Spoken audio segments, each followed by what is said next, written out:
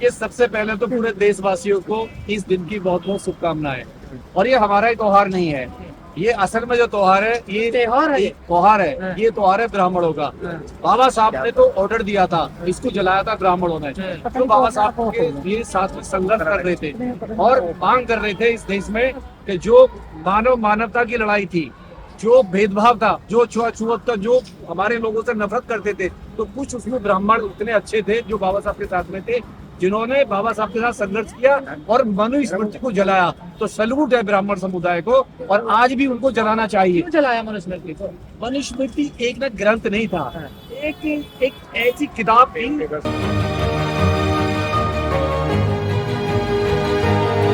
जिसमें पूरी मानवता की, पूरी जाति की, पूरी नारी की हत्या की हुई थी। सारे अधिकार, जो अधिकार एक जीवन के अधिकार होते हैं, जीने के अधिकार होते हैं, उनकी हत्या की हुई थी और वो छीने हुए थे। एक महिला को पैर की जूती बना दिया, एक महिला को जानवर बना कर रखा, एक महिला को केवल एक खिलौना बना के रखा, और एक जो हमारे SC ST थे, OBC थे, उनके सारे अधिकार, एजुकेशन के अधिकार, जीने का अधिकार, संपत्ति के अधिकार, यानी प्रॉपर्टी का अधिकार सारे छीन कर रखना, और ये उसको एक जानवर की श्रेणी में रखना। तो एक वो किताब नहीं थी, वो एक आतंकवादी द्वारा एक लिखा हुआ एक ऐसा ग्रंथ था जिसको कोई भी देश अपने देश में लागू कर ही नहीं सकता था। तो ये बाबा साहब ने जो जलवाया, बड़ा सोच समझ के जलवाया, और हमें बड़ा गर्व है अपने बाबा साहब पे कि उन्होंने वो कदम उठाया, और हम उनकी औलाद है जो हर वर्ष इस दिन को बड़े धूमधाम से मनाते हैं। जगत गुरु कहते हैं कि बाबा साहब ने मनुस्मृति को पढ़ा ही नहीं, बिना पढ़े जलवा दिया उसको। देखिए, हाँ। बाबा साहब ने पढ़ा, नहीं आती थी, हमें पढ़ने की जरूरत नहीं थी, हाँ। हमने तो सहा है उसको। हमारी पीढ़ियों ने हजारों साल तक उसको इम्प्लीमेंट किया, सहा। झाड़ू कैसे मतलब होती है, और कमर के ऊपर कपड़ा कैसे पहना जाता है, त्रावणकोर में हमने देखा कि किस तरीके से हमारे बच्चों की हत्या होती थी, उनको गंगा में मतलब दफन कर दिया जाता था, उनकी बलि दी जाती थी। तो बाबा साहब को पढ़ने की जरूरत नहीं थी, उनके पूर्वजों ने उसको झेला है, उसको बर्दाश्त किया है। पढ़ने की जरूरत है उस ब्राह्मण को, उस मनुवादी को, जो आज कहता है शंकराचार्य कि बाबा साहब ने नहीं पढ़ा, और वो शंकराचार्य इतने डरपोक हो गया है। उसकी 2 दिन पहले आती है शंकराचार्य की मूर्ति ने जो कहा, 2 दिन पहले स्टेटमेंट आया है, और वो उसको अब इस्लाम से डर नहीं लगता। तो कहता है कि अब देश में जो सबसे बड़ा खतरा है वो अम्बेडकरवादी है। उसको मालूम चल गया है कि इस देश में जो बीज है, जो बाबा साहब गाड़ के गए अम्बेडकरवाद का, अब उस पर फल लग रहे हैं, और फल लग रहे हैं OBC के रूप में, जो बैकवर्ड है, जो OBC है, जो हाथी है इस देश में, जो डायमंड परिवार से आता है, जिसके पास सब कुछ है। आज वो इनसे अपना अधिकार मांग रहा है, और जब अधिकार मांग रहा है तो इनके पेट में दर्द हो रहा है कि OBC SC ST की राह पे न आ जाए, कहीं दलितों के साथ खड़ा ना हो जाए। ये सबसे बड़ी पीड़ा शंकराचार्य को हो रही है, और ये बड़ा अच्छा है तो उसे खतरा हो रहा है अम्बेडकरवाद से। नहीं, अगर आप धर्म को कंट्रोल करोगे तो खतरा तो होगा। अब हमें धर्म परिवर्तन करने की जरूरत नहीं है। बाबा साहब 1956 में देखे गए, जब उन्होंने दीक्षा ली, और 10 लाख लोगों ने उनके साथ में दीक्षा ली, तो बाबा साहब तो पहले ही देखे चले गए। बाबा साहब ने इस धर्म को बदलने की बहुत ट्राई की कि आप हमें अपना भाई समझो, आप हमें अधिकार दो। लेकिन जब इन्होंने कसम खा लिया मनोवादियों ने कि हम OBC SC ST को पैर की जूती रखेंगे, हम इनको अधिकार धर्म में नहीं देंगे, ये हमारे गुलामी रहेंगे, हमारे सेवक रहेंगे, तो बाबा साहब ने फिर कसम खाई कि मैं इस धर्म में पैदा होना मेरी मजबूरी थी, मैं मरूंगा नहीं, ये मेरे अधिकार में होगा। आप लोग मनुस्मृति को गैर समानता पे आधारित एक ग्रंथ या एक विधान बताते, लेकिन कुछ लोग इसमें आस्था रखते हैं ना। देखिए, जो लोग आस्था रखते हैं उस मनुस्मृति को अपने परिवार में लागू करें, सबसे पहले अपनी महिलाओं पे लागू करें, सबसे पहले अपने बच्चों पे लागू करें, अपने बुजुर्गों पे लागू करें, तब हमें बताएं कि मनुस्मृति कितना अच्छा है। अरे इम्प्लीमेंट तो करो, भला हो बाबा साहब का।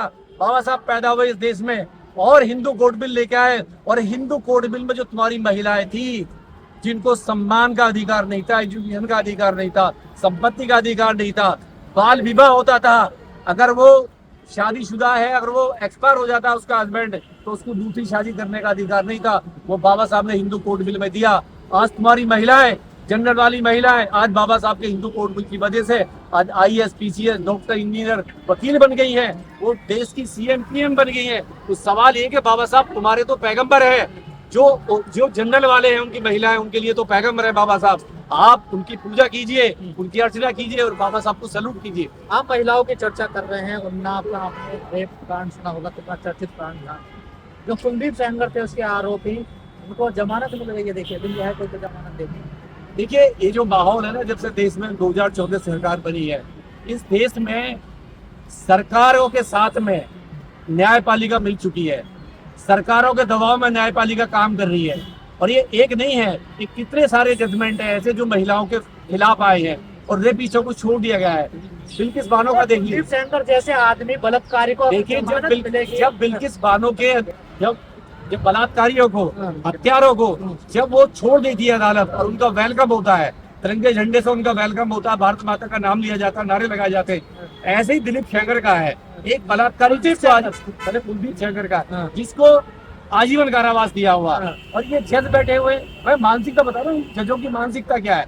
आप उसको छोड़ देते हो, आप उसको बाइज्जत बरी कर देते हो, तो कहाँ का एक जज को ये पता नहीं है कि अगर आजीवन कारावास दे दिया जाता है तो उसकी बेल कैसे हो सकती है, किस कानून में बेल देती आधी से ज्यादा सजा काट ली उन्होंने, अब वो दया के पात्र हो जाते हैं। उनका बिहेवियर अच्छा रहा है। रेप करने के बाद में दया का पात्र हो जाता है। राम रहीम भी दया का पात्र हो गया, आसाराम भी दया का पात्र हो गया। ये कानून के आधार पर कानून के आधार पर कुछ नहीं होता है। कितने तो फिर आपने जो प्रजापति था उसको भी दे दो ना बेल, उसको क्यों नहीं दी? वो जाति के आधार पर नहीं दिया आपने।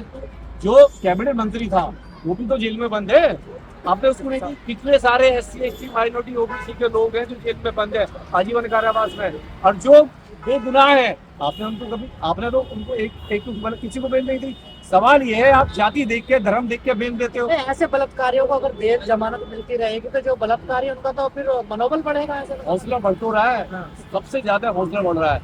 देखिए जो हाईकोर्ट के जज का, यूपी में जो हाईकोर्ट का जज वो था, उन्होंने कहा कि स्तन को दबाना, गाड़ा तोड़ना ये अपराध नहीं है, ये रेप की अपराधी में नहीं आता है। और जो महाराष्ट्र में था, महाराष्ट्र में कहा जो एक मतलब लेडी महिला थी हाईकोर्ट की, उसने कहा जज ने कि ये रेप नहीं है, स्किन टच होनी चाहिए तब रेप माना जाएगा। तो ये जो मनुवादी जज हैं ये अदालतों में बैठे हुए हैं, इनको बहन बेटी से मतलब नहीं है, इनको कानून से मतलब नहीं है। इस सरकार के प्रेशर पे, दबाव में आके, और कहीं ना कहीं लालच है। जैसे वो तो कह रहे कानून के आधार पे, तो कानून के आधार पे कुछ नहीं होता है। कानून के आधार पे क्या होता है? मैंने स्तन खींचोगे, अब उसका कपड़ा फाड़ोगे, अब उसका डाला तोड़ोगे, किसने कहा? कौन से कानून में आता है? कुलदीप सेंगर को तो कुलदीप सेंगर को कानून के तहत नहीं, उसको तो आजीवन कारावास की सजा हो चुकी है। बेल तो होने का मतलब ही नहीं होता है, बेल होने का मतलब नहीं है। 302 का भी है उसके ऊपर, भाई उसमें तो मर्डर का भी लगा हुआ है, उससे बेल कैसे हो सकती है?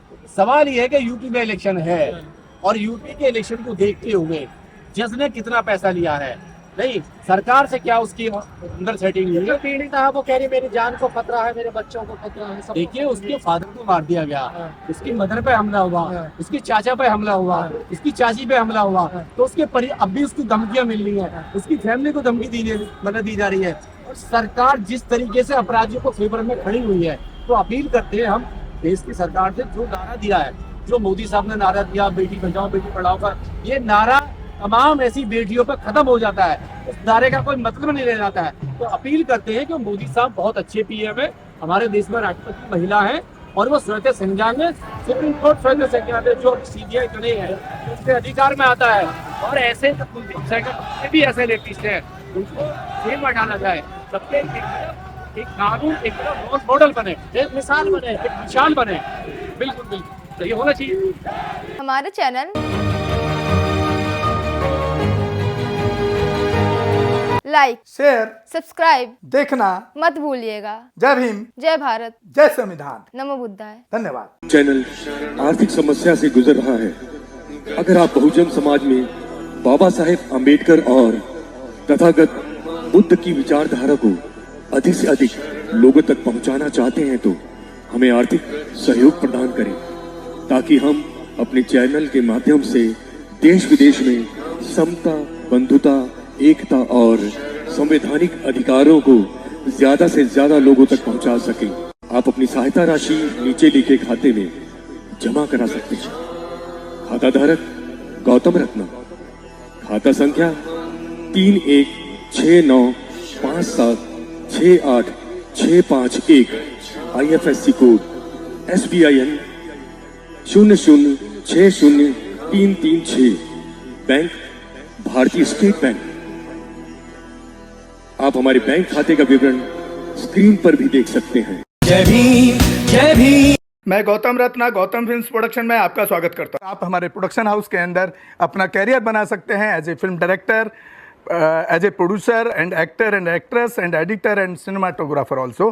अगर आपको फिल्म से रिलेटेड कुछ भी प्रोजेक्ट आपको बनवाना है तो हमारे पास में पूरा सेटअप है, जिसमें फिल्म कैमरा है, शूटिंग लाइट्स है और एडिटिंग है। सारा A to Z एक ही जगह पर आपको हमारे यहाँ पर मिल जाएगा। तो दोस्तों, आप हमें कांटेक्ट कर सकते हैं हमारे नंबर्स पर 9810085714